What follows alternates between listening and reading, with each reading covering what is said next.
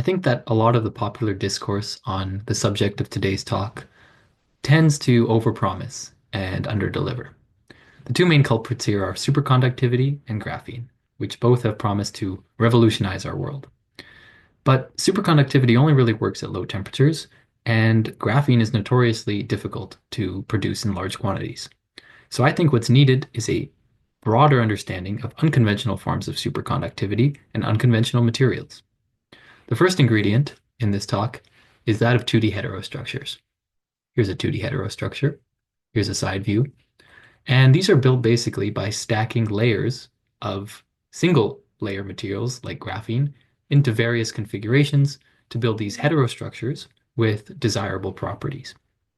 Bilayer graphene is arguably one of the simplest of these and is usually not a superconductor, but place it on a substrate of tungsten diselenide and superconductivity emerges. Why? That brings me to my second ingredient, spin-orbit interactions. These tungsten atoms are very heavy, and so there's a large interaction between the electron's spin that's orbiting the atom and the nucleus.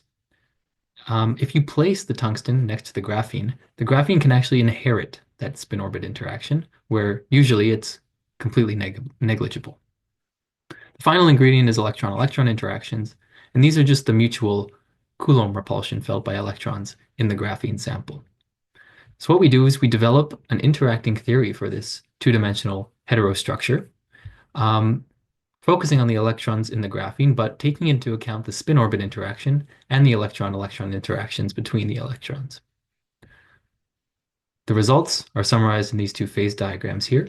On the right, I have the result with the spin-orbit interaction, and on the left, I have the result without the spin-orbit interaction.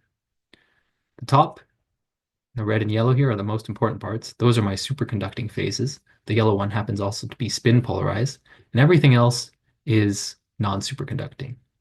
And surprisingly, at least to me, the effect of spin-orbit coupling is not really to enhance the superconductor at all. If anything, it actually suppresses it, favoring these non-superconducting states. So this leads us to speculate that, well, maybe the substrate is doing more than just introducing that spin-orbit interaction, but actually changing the electron-electron interactions that the electrons in the graphene feel. So we propose a modified version of the experiment where you replace the tungsten with a lighter transition metal like chromium or something and see if superconductivity still emerges. So to conclude, unconventional superconductivity is still a very broad field, and this work does not promise to solve all the problems I outlined at the beginning, but rather to contribute a small piece to our broader understanding of unconventional superconductivity in two-dimensional materials. Thank you.